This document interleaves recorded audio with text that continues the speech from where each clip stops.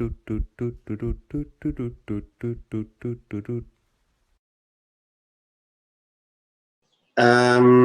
ideas did you have for our conversation today?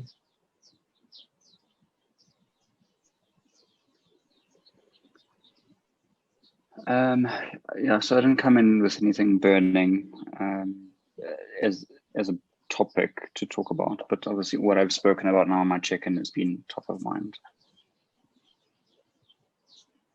What about yourself? The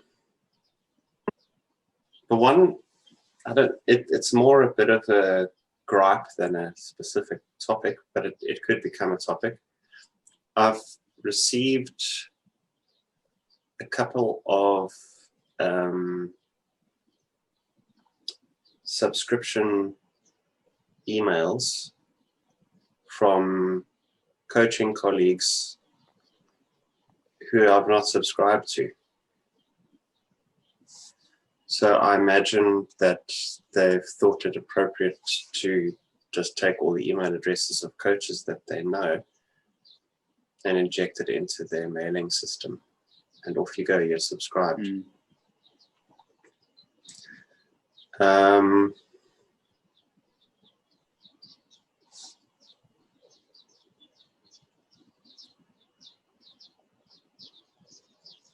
As far as I know,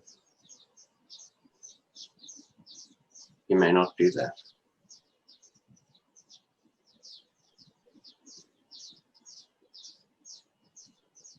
People have to opt in.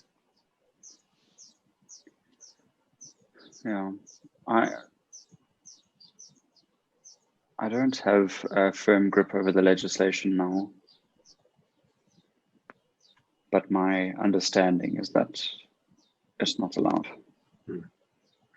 So on the service that I use, it says explicitly in the help documentation that people must opt in, that you should not put their email addresses into your database without their permission. And I've not given the people who I'm receiving emails from permission to mail me like that.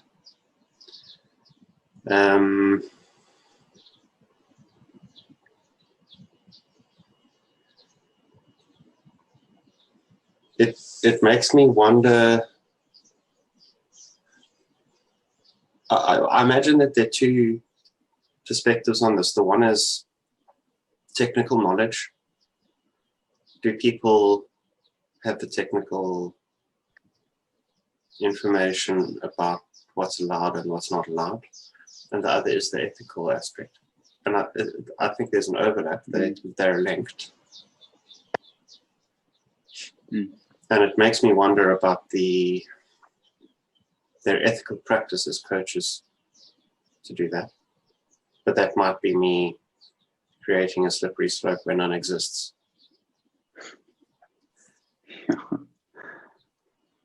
Yeah, well, I suppose how do you start cutting up the pie of somebody's ethics? Like, does this little flaky piece of pastry interact with the other side of the pie? Well, you can usually taste from the pastry whether it's a chicken pie or a quiche, if you're into that kind of quiche, or a sweet strawberry tart. Or if the butter used is completely rancid and somebody's ethical pie is off. Yeah. I should just, in the reason for unsubscribe, I'm just going to put rancid butter from now on. I'd started, there was one unsolicited subscription email that came to me about a year and a half ago. And I wrote to the admin asked, I'd like to know why I'm on your mailing list.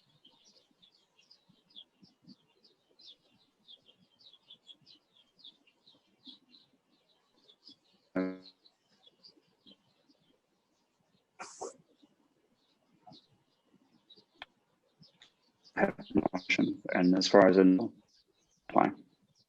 You'll have to stop there because the video has frozen. And the audio too, mostly.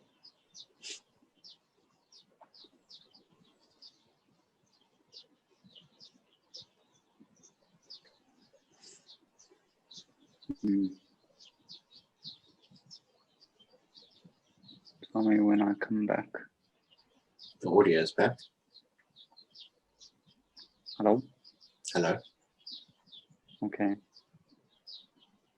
There we go. I think you're back. Hi. Start again with that one.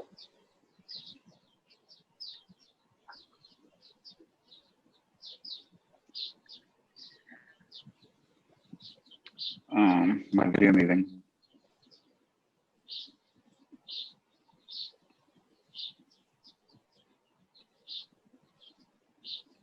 There we go. That looks better. No, premature.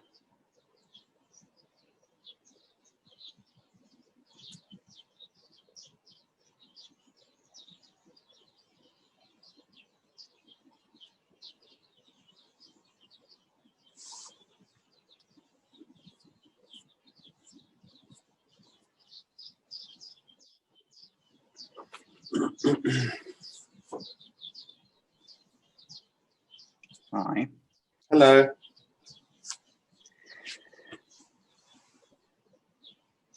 Another thing on the Wi-Fi stuff is I've got a range extender, but it's going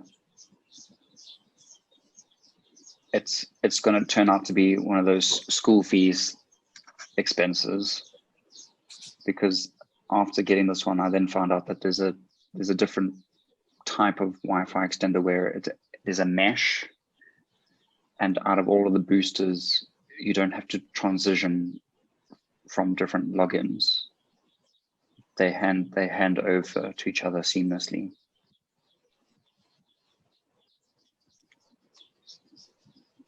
The time is nigh. Okay, I see. Yeah. So to sign in, at the moment you have to sign into one or the other. Well, yeah, exactly. Okay. So there's the Wi-Fi router, and then there's a booster, and when you move over to the booster, it's a different login. I understand.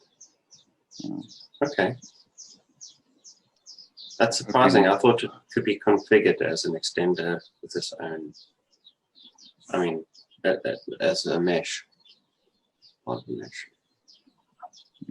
I don't. This is the very basics of my technical understanding.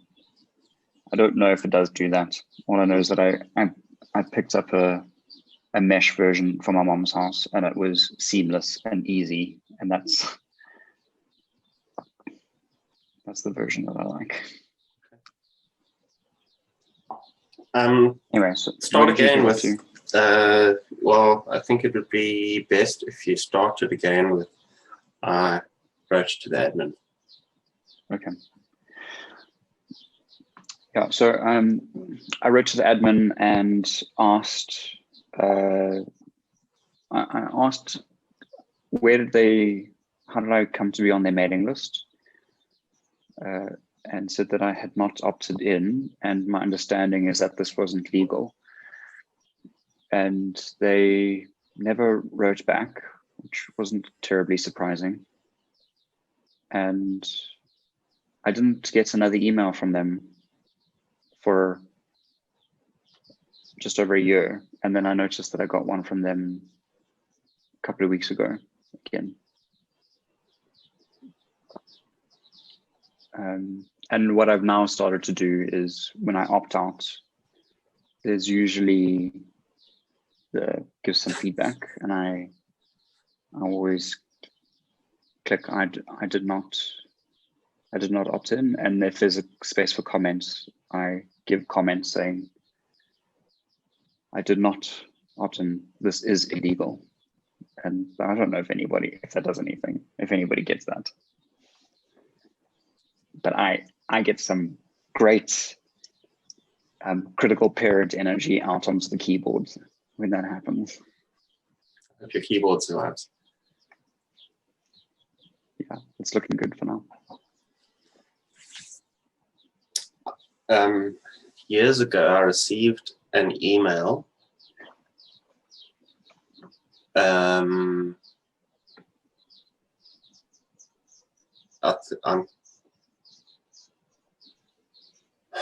can't remember details about whether I was already on the list or if it included a link to join the list. And I actually would have been okay with either, because it was the sentiment in the email that impressed me, explaining that they're starting a list and they would like to have me on it, and asking for permission. And that, I think that's more ethical, but there's also something in it that gives more quality to the relationship. I feel respected. I'm given agency, and I feel that, as opposed to just having content pushed down my throat. Yeah. Well, I'm not sure if you said this, but it was, I think anyway, what you said made me think of, there's some kind of social contract that we have each other's email addresses. So we've got some level of, it's okay to communicate with me. So it's respecting that and using that avenue, but with a message saying, like is this example, not just assuming that you're going to be okay to get people on my list, but to ask expressly, hey, I know that we communicate occasionally. Essentially, the subtext is this: we occasionally contact each other via email. I want to check with you. I'm starting this list, and if you'd like to sign in, it would be great. As opposed to like, click here to get to attend my free online training of blah blah blah blah.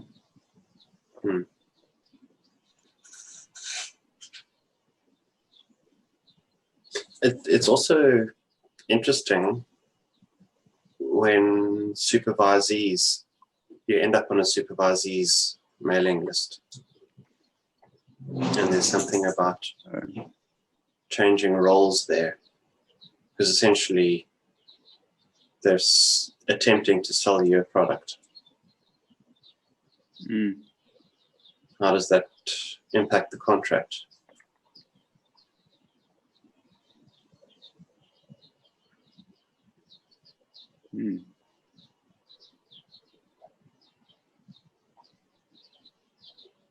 So you've had that.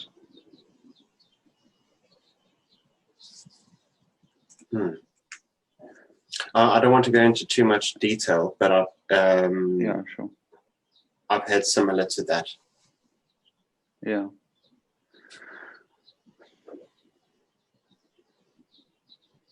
Yeah.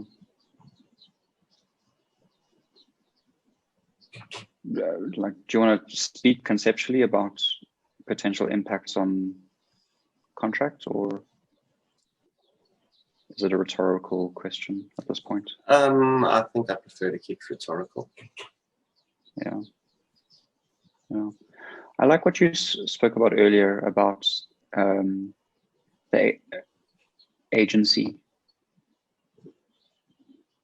So there's something there about respect and allowing agency.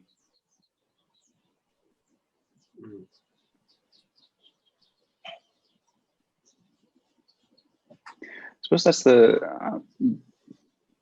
maybe one of the underlying foundations around the legislations around the world on these things, to ensure that people retain agency over their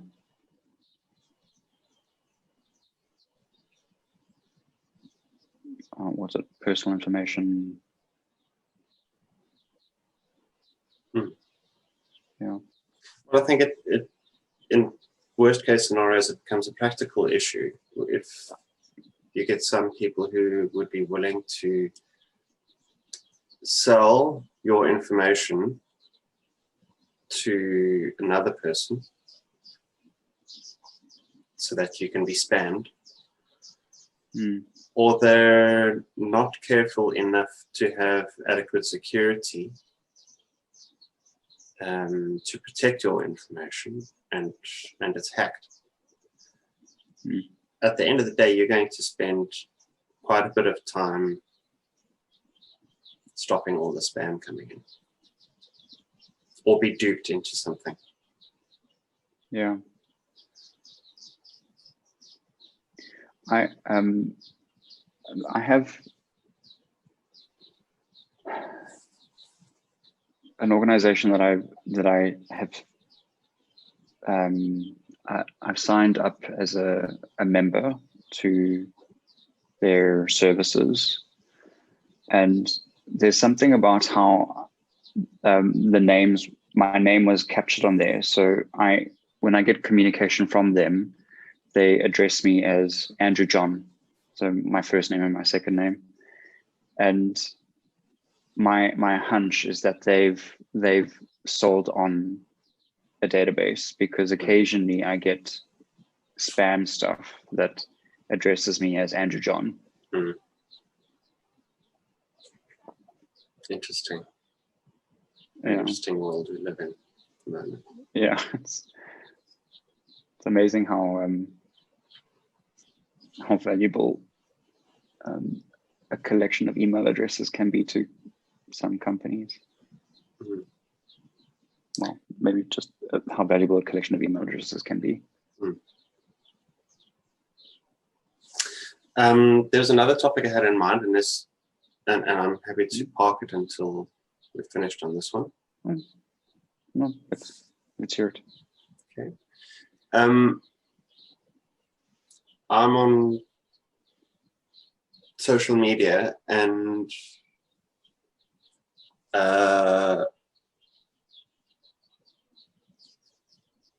okay, let me be more specific. On Facebook, I'm part of a number of different coaching groups.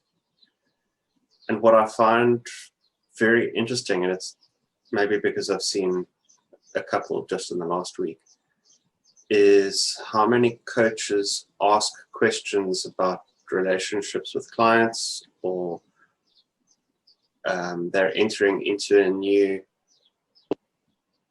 niche of coaching that they've clearly got no training in, and they ask on a Facebook group how to do it. And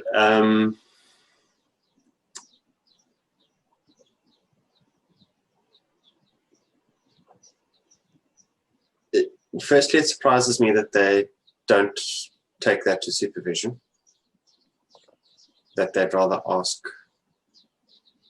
a Facebook group and get wildly varying opinions and advice on what to do. How do they go? I mean, which is fine because it's information, but then how do they go about choosing which information to use? What's most appropriate for the client and the contract and the coach?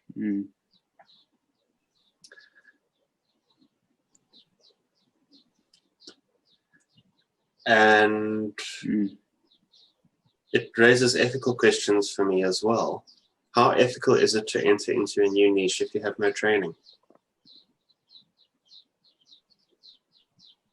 Like the typical post is, I'm about to do X and I it's my first time doing it.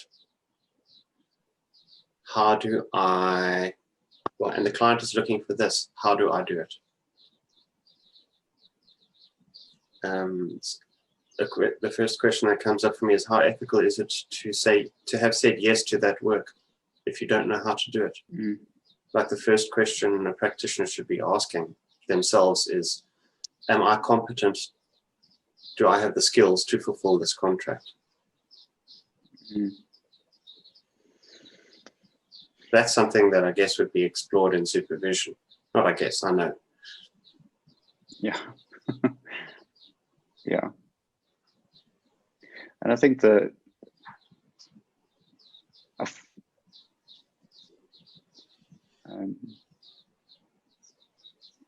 follow, well, I suppose there's a myriad of potential follow-ups to that question, but if your answer is anything other than, yes, I'm completely competent to do this work, then what do you do?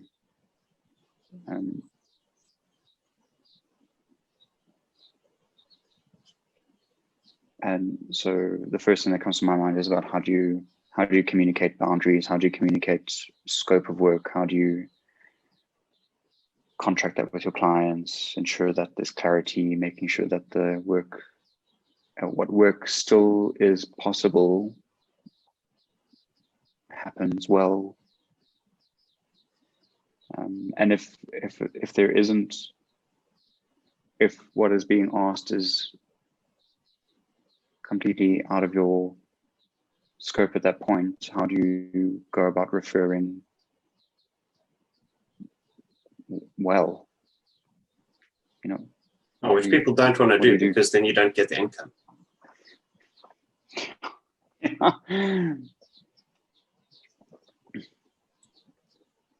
Yeah. I mean, that's really understandable. It's a tough industry, I think. I think the coaching industry is saturated. It's such, actually, I saw an interesting, I didn't follow on about it, but I saw an interesting comment in, it must have been a Facebook group as well, where somebody had said, how many people are still seeing coach training being advertised as a quick, easy profession to get into? Mm. And I think I'm seeing it less so, but it's still around. And it's never been easy. Yeah, my hunch is that it's never been easy.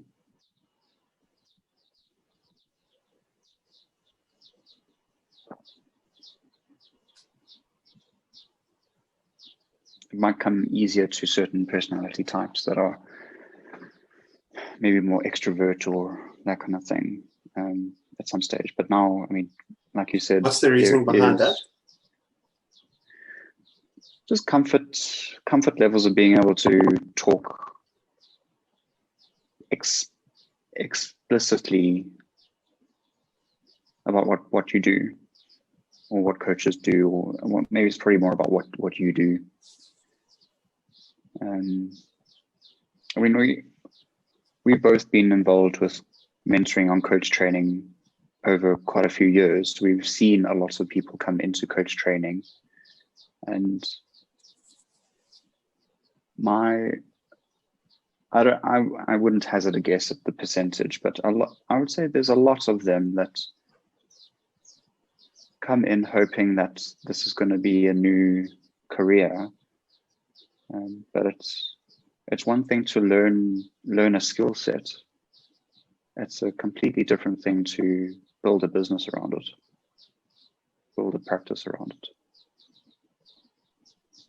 I think, and I don't know to what degree, but I'm convinced it exists.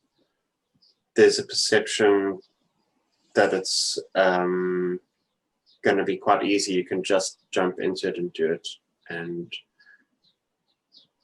the level of training isn't really important. I mean, you go into Udemy and you see $25 coaching certifications. I mean, it's just incredible. And there was a post. Yeah. I was going to put a comparison: $25 coach training compared to a postgraduate 2-year diploma at over 200,000 rand is in South Africa. I have no idea what some of the American or the UK courses are going for as postgraduate courses. And what's taught on some of those courses leaves me boggled as well. Like, it's often people are given toolboxes, but how you choose which tool, what are the limitations of the tools? How do you use it relationally? That's it. Yeah. What's the technique? What's the depth? Yeah. It's an interesting game. In what way? It's not just about competence. It's not about how skillfully you can coach. It's about how well you can market yourself. It's about how well you can bullshit people. If you have no competence, that's what you're doing.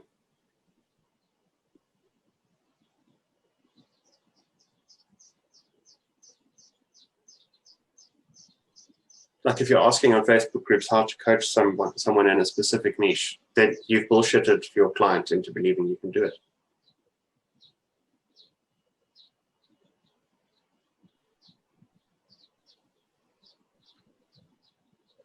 I imagine myself sitting at one of those, there's a meme about sitting at a table on a sidewalk with a statement, and it says, "Prove me wrong."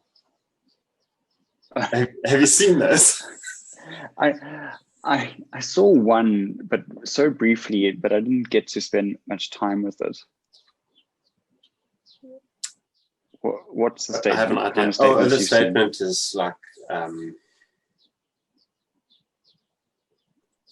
you can make that statement.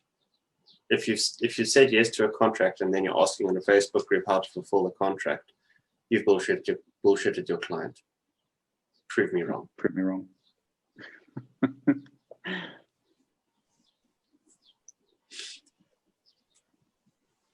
If anyone's guessing, I am cynical. There's a well, I know it's a meme, and it's something like, maybe because it's a meme, it's tongue in cheek, but I can't remember what it was from now, but I'm pretty sure it was a Jordan Peterson thing where he was talking about when you want to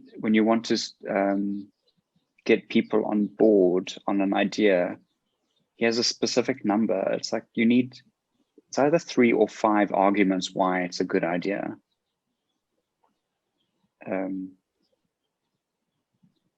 Because when you spend the time to make 5 arguments, then you know it well. If you can't get to 5 arguments, maybe then you need to relook at it. And also, when you're speaking to many people, you're going to get potentially a lot of yes buts. And if you've got your 5 arguments, you're in a better place to be able to respond. How are you applying that here? So with the meme thing, prove me wrong. Okay. There's like a bit of there could be like a reality checking tool in there. I've got this idea. How do I play prove me wrong with myself before I take it to the next step?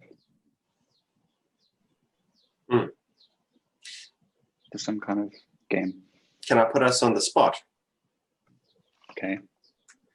So let's think of 5 arguments or more. How a coach could ethically and effectively respond to a situation in which they're entering into a new type of coaching, new domain, a new niche, whatever you want to call it, and they don't have the skills, or they don't even know that they don't have the skills, but there's some indicator, maybe anxiety or oh boy, or maybe that as a starting point, the oh boy. What could the coach, so I'm not asking you, I'm asking both of us, it's a discussion. The question is, what does the coach do next? Okay.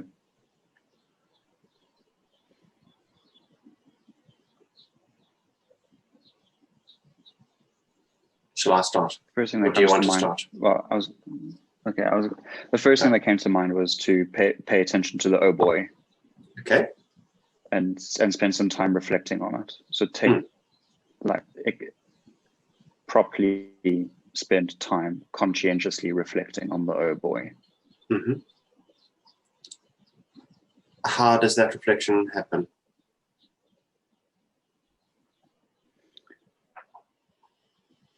So I suppose it can happen anyway for any number of ways for any number of people. But for myself, my process would be what's happening here? What in me is being hooked into this oh boy? Am I just scared of am I scared of doing something new? If that's it, am I scared of it just because it's new, or am I scared because I don't know what I'm doing? If it's because it's just something new, then I go, well, I recognize this. It's a new thing. You know how to be when trying out something new for the first time. Trust yourself, trust the process, take it slowly. If it's because I don't know anything, then I need to say, well, and I think this is the stuff that is really what's at play with this discussion. That's, well, then I can't do the work. If I'm not sure if I don't have the skills, then maybe I need to take the conversation to another level. First port of call is supervisor.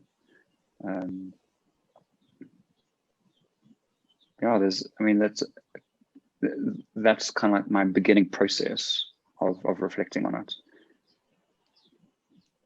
it. What is it about me that's going, oh boy? So what came up for me when you're expressing that is, I think it would be normal for a coach who's just completed training, when they get their first client, first paying client, or first big client, to go, oh boy. Then that anxiety might be about confidence, not competence.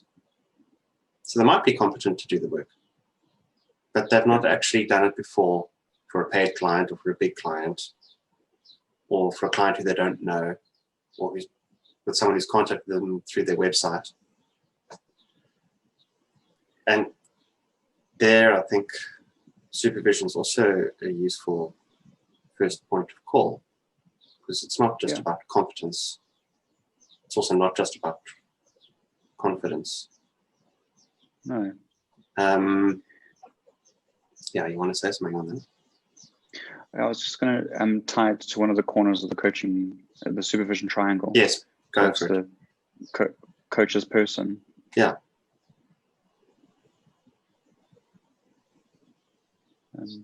Well, coach's person linking into the coach's coach. Mm. So linking their coming out of training, linking into understand that the understanding that you are competent, you've done the training, and then how can that potentially link in to speak to your sense of confidence.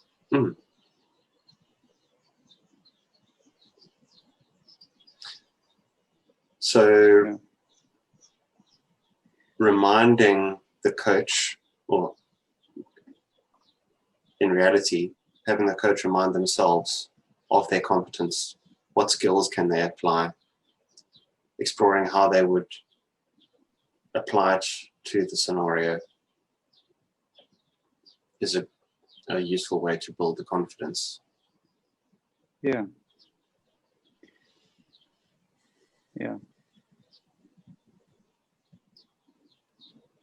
One useful way. I'm sure there are many. Yeah. Okay, so exploring the oh boy with anxiety would be one. Yeah. I was going to ask you. You had said that something came to mind first off as well. No, I've lost it, but that's okay. Oh. So I think other things could be, is the request for a specific kind of work to be taken at face value? So if a client asks you to do something, what's behind the request? Especially if you're working in an organizational environment, how does this impact the multi-party contracts? So you'll have your executive or whoever your client is that you're coaching as one of the contract parties, but there'll probably be an HR person, then maybe your client's direct supervisor, and supervisor in an organizational context, not a coaching context. Yeah. There's the organization as an entity, which is a party to the contract as well. There's the strategies, there's the issues, the dynamics, the circumstances. So where is that request coming from? What does it mean? Is the request the best way to go forward? And I think that oh boy may be about some of those things as well. So if you're going to talk about it more metaphysically or metaphorically, some of the dynamics that are going on within the organization can be picked up on an intuitive level or an emotional or physical level. And discovering what those are about is, I would say, something that supervision is really a great place to do it, because then you get a fresh perspective, you get a challenging set of eyes, and you're able to explore the issue in more depth. So it's not here, I don't necessarily think it's about the competence, but it's more about what's coming from the organizational environment. And even if it's not in an organizational environment, like if you're doing life coaching, that person still has their own systemic environment, like their family, their friends, their workplace, society, socioeconomic factors. I mean, what stands out for me there is recognizing that you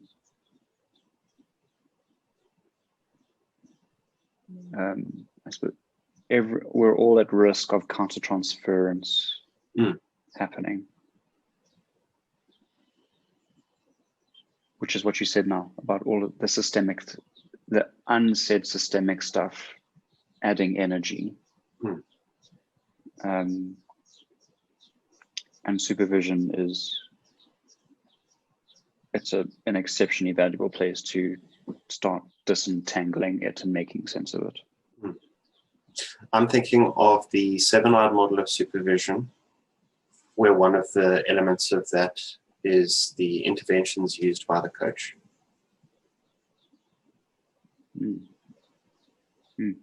and also what interventions are being called for to be used by the coach. And that's where you can start to explore, okay, so there's a change, effectively there's a change in an aspect of the contract. And what's that about? Yeah. I think that leads to a third point about expectations of the coach by the client or the organization or the other parties in the system. Is the coach seen as a rescuer? How much responsibility is being given to the coach, and how much responsibility is being given appropriately to the coach? Yeah. So it's having ways to figure out what's really being asked for, what's really at play here. And when it's like what's the ulterior stuff? And if the ulterior stuff is not the same as the express stuff, what do you do then?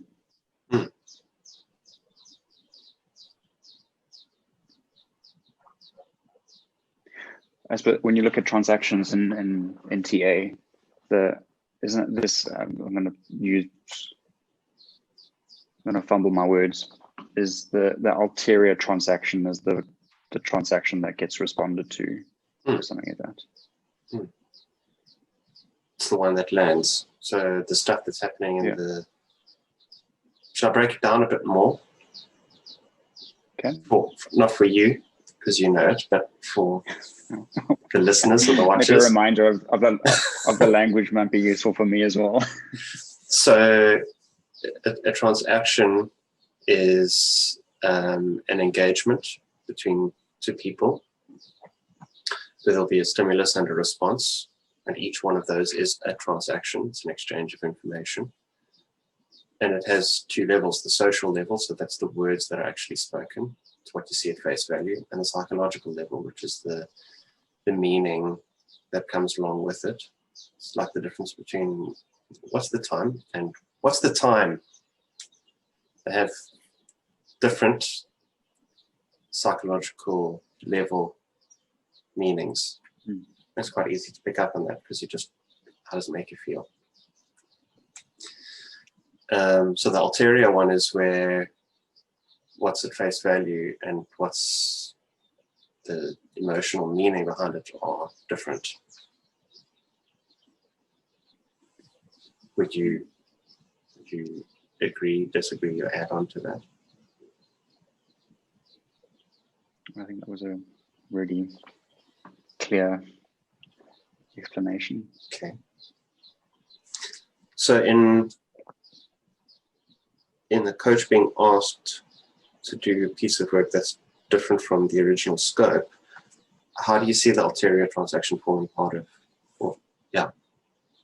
that process?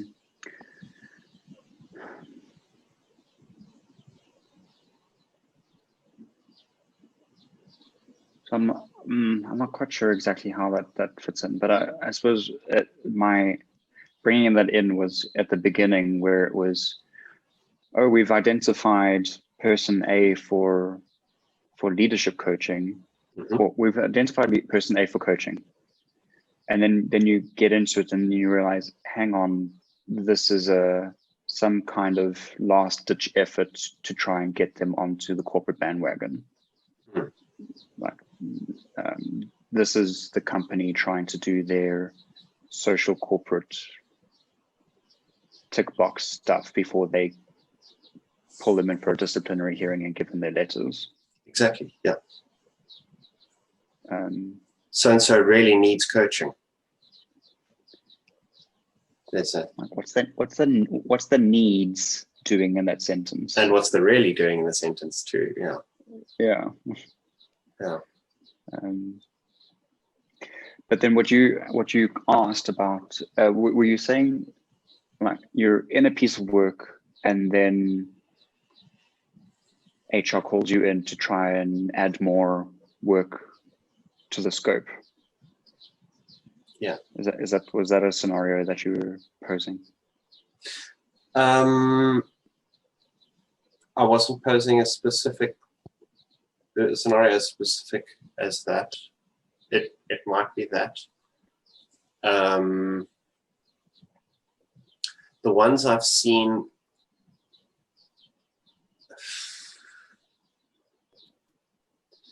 I'm going to speak very generally now. It's about a coach who's been working with an individual and then they're called in to work with a team.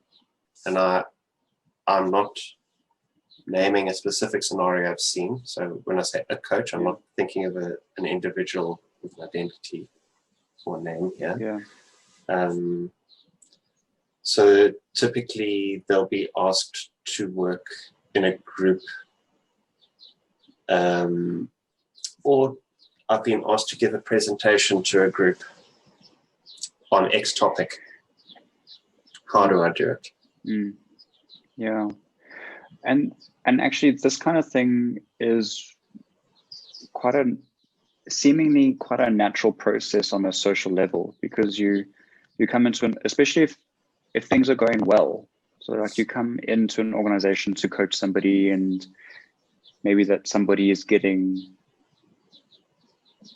they're doing well at work, they're engaging well with the teams and that. So then they say, coach must have been really significant in that. What else can they do? But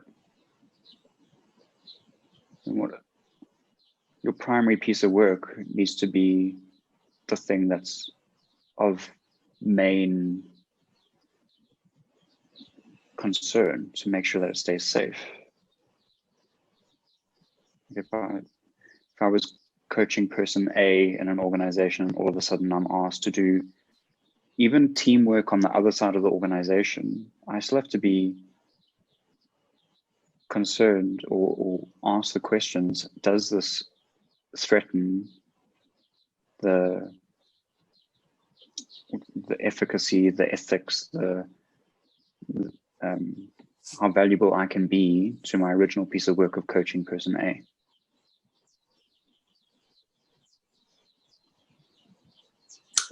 And even if you're able to do that, what is the impact of the further piece of work on the original piece of work? I don't know how many points we're on. My guess is about 4. Because you've talked about ulterior transactions, which I thought is about 4. Okay. I wasn't sure if that was 2 or 3. Okay. So let's take it back to 2 then. One other thing. Yeah, go ahead.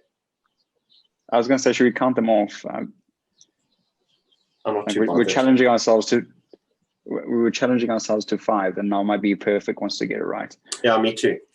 We could always invite Jordan Peterson to come in and count it for us.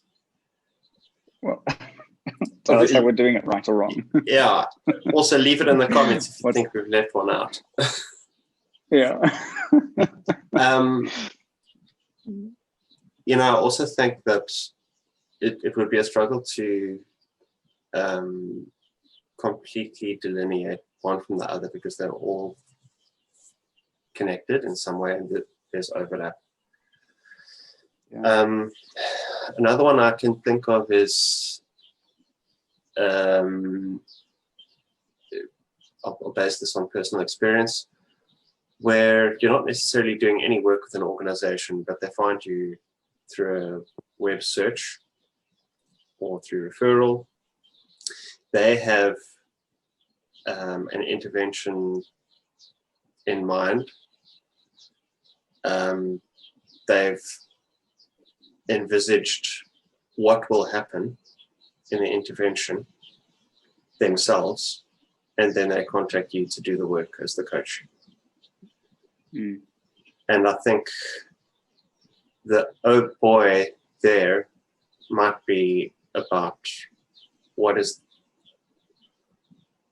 missing from this intervention, Like, what are the outcomes? I've had so many experiences with organizations where they know what they want, but they have no idea what the outcomes are. I mean, and that comes out in the first couple of minutes. What are you hoping to get out of this work? And then there's a lot of head scratching. So they've designed a response to something they've seen going on in the organization, but they haven't done thinking about what are the outcomes they want to see happen. That is usually the hardest question to answer. Whether it's you're doing work one-on-one as a life coach or in an organizational context, because people are often so blinkered and focused on the problem, and their solution to the problem is usually the same old stuff that's had them kind of painted into a corner and facing this problem, and now they're stuck and they're just dialing up the let's do more of the same.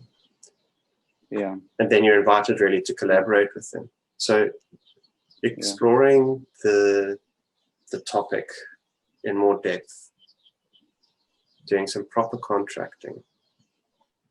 What have you tried so far? What has worked? What hasn't worked? How will this be different? How will this be the same? What are the outcomes you're looking for? That starts to paint a much bigger picture of what's going on. And I think that, that oh boy might also be about, on an intuitive level, the practitioner picking up that this isn't necessarily something they can align with because they don't know where it's going, or it might be more of the same. And that's something that can be picked up in supervision as well. I mean, often one of the first questions is, what's the contract? And if the coach isn't clear on what the outcomes are and what the scope is, then the client isn't either. Yeah. Likely. It's interesting because when you're describing that those elements in an organization of having, they know what they want done, but they don't know to what avail. It's like it's describing distress reactions, and to split hairs around language. You used the word response, and in my mind, I like to put ring fence response as a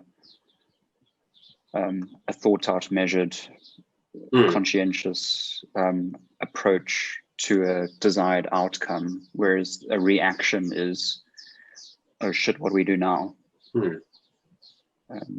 And I think there's so many things at play where like we've got so much information at hand and so much pressure on us that we can articulate stress reactions very well to make them look like responses, when actually they're not. They're still, like you said, they're stuck in the paradigm that has created the stressful situation. So bringing in, I mean, it's great if an organization has the wherewithal to say, well, maybe we can bring in a coach to help here. But to recognize that step one is the opportunity to start bringing in a positive parallel process by asking the questions. They don't have to be difficult questions. So what is it that you hope to achieve? And that's not a difficult question to ask, but it can be a difficult question to answer, and that's okay. It's kind of like going to a doctor and saying, there's something wrong, give me an injection. You might end up worse off. Yeah.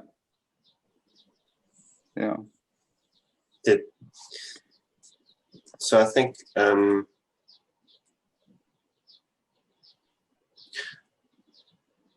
I think this would be fair to say it's another point. When the coach has been asked to do something that's out of their scope, I think insufficient contracting has been done.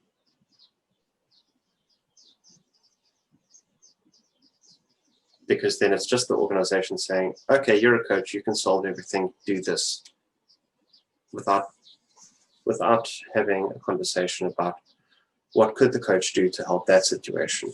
What are the limitations of the coach? I mean, you don't even necessarily, I'll probably be called out on this one, but I'll say it anyway. I don't think you necessarily have to explicitly explore the limitations with the client, saying, I can't do this, I can't do that, because that list is probably inexhaustible. But you could say, this is what I can help you with. This is what I can help you with. This is how my skills could meet the need that we're exploring. Yeah, I think also when you're able to bring in like some of the conceptual language. So when you talk about the importance of the confidentiality of the work,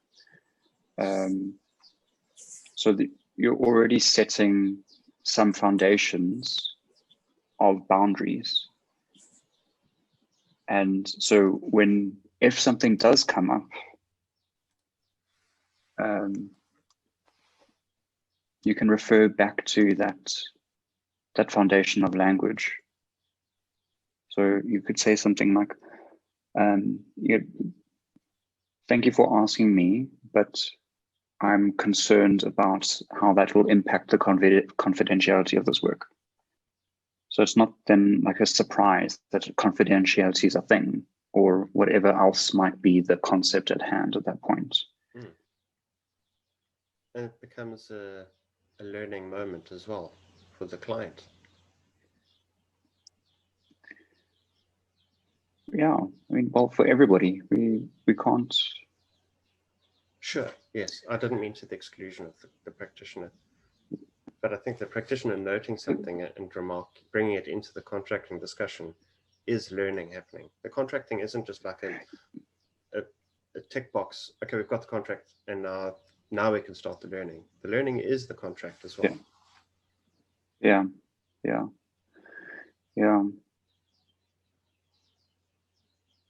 Yeah, it's interesting there because the word, again, it's like some of the language seems to fall short. When you talk about contracting, there's one side of it which makes it feel like it's we're eliminating all things that's not at play so that we know exactly what is at play. And that is one part of contracting, but it's also creates the space to deal with the unknowns, because we can't know everything. There's always blind spots.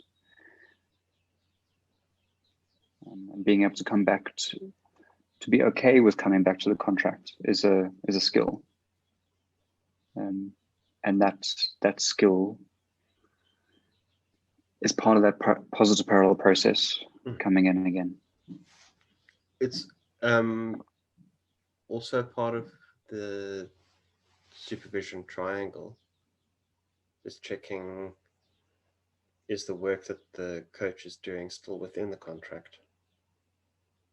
How are the boundaries? What are the multi-party relationships? Is there collusion going on? What's the psychological distance between the different role players? And it's interesting with that psychological distance how easy that can move when you're not aware of it. Just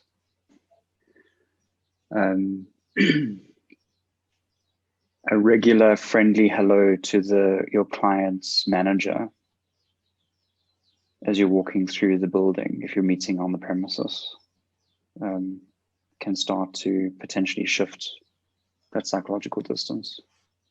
Let me invite you in for a coffee to have a chat about the coaching you're doing with so-and-so. Yeah. Like, thank you, but no thank you.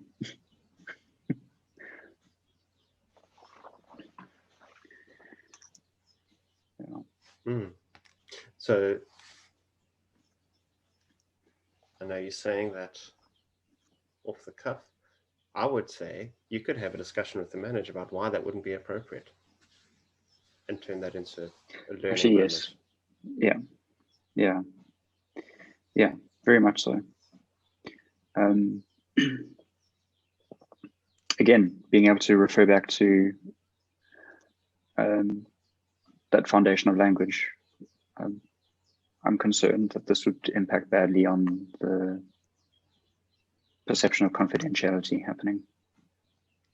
I mean, what kind of things might be coming up in your client's head when they see you going for a coffee with their boss, and that's not in the original contract,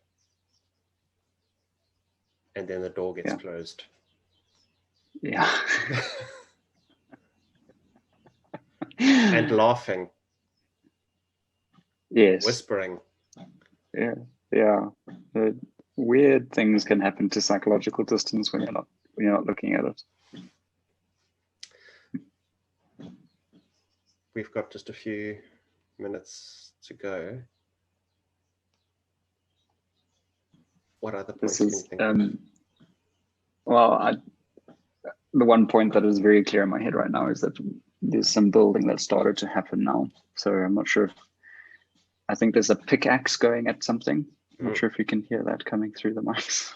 So it's probably just a good time to start wrapping up. Like, share, comment. What else do people do with it? Subscribe.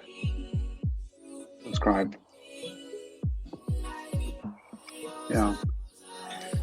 I mean, it would be interesting to hear people's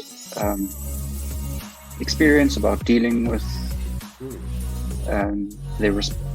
how responses have worked well, or what have they learned about times that didn't go so well when contracts shifted or changed.